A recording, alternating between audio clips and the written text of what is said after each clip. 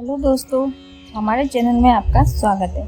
यदि आप चैनल पर पहली बार आए हैं तो चैनल को सब्सक्राइब करें और कथा अच्छी लगे तो उसे लाइक करें। आज हम सुनेंगे शनिदेव की कथा। एक समय की बात है, सभी ग्रहों में सर्वश्रेष्ठ होने को लेकर विवाद हो गया।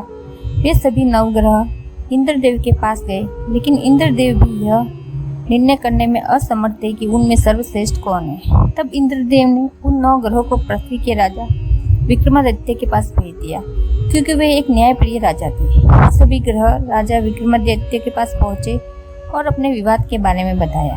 राजा विक्रमादित्य ने सोच विचार के बाद 9 धातुओं स्वर्ण, रजत, कांस्य, पीतल, शीशा, रांगा, जस्ता, अभ्रक और लोहे से सिंहासन बनवाया और उनको क्रम से रखवा दिया। उन्होंने सभी ग्रहों से इस पर बैठने को कहा और कहा कि जो भी इसमें सबसे बाद में बैठेगा वह सबसे छोटा ग्रह होगा। लोहे का सिंहासन सबसे अंत में था, जिस वजह से शनिदेव सबसे अंत में अपनी धीमी चाल के कारण जाकर बैठे। इस वजह से वे नाराज हो गए।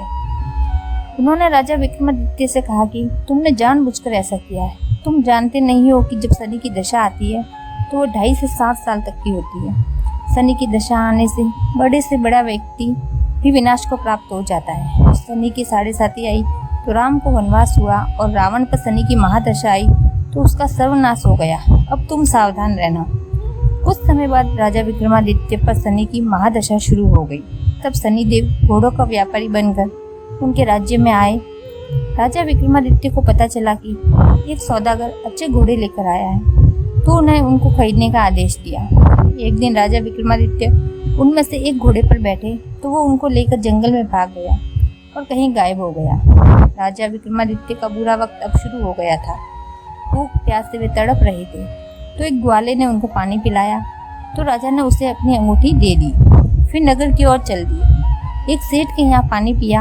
अपना नाम उज्जैन का विका बताया। सेठ विका को लेकर घर गया। वहाँ उसने देखा कि एक खूंटी पर हाथ टंगा है और खूंटी उसे निकल रही है। देखते ही देखते हार गायब हो गया।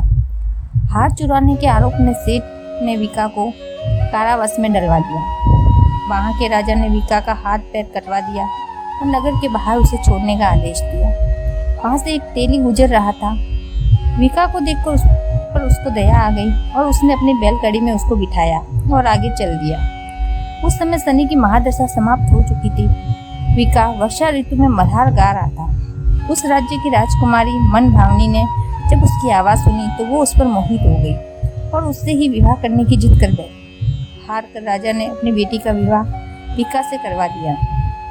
एक रात शनिदेव ने विका को सपने में दर्शन दिए और कहा कि तुमने मुझे छोटा कहने का परिणाम देख लिया। तब राजा विक्रमादित्य ने शनिदेव से क्षमा मांगी और कहा कि उनके जैसा दुख किसी और को न दे। तब शनिदेव ने कहा कि जो उनकी कथा का श्रवण करेगा और व्रत रहेगा उसे शनि दशा में कोई दुख नहीं होगा।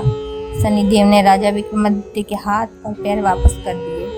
जब सेठ को पता चला कि विका तो राजा विक्रमादित्य है तो उसने उनका आदर सत्कार किया और अपनी बेटी श्री कंवरी से उसका विवाह करवा दिया। उसके बाद राजा विक्रमादित्य अपनी दोनों पत्नियों मनभावनी व श्री कंवरी के साथ अपने राज्य को वापस लौट गए, जहाँ पर उनका भव्य स्वागत किया गया। राजा विक्रमादित्य ने कहा कि उन्होंने शनिदेव को छोटा बताया था, लेकिन वे तो सर्वश्रेष्ठ है।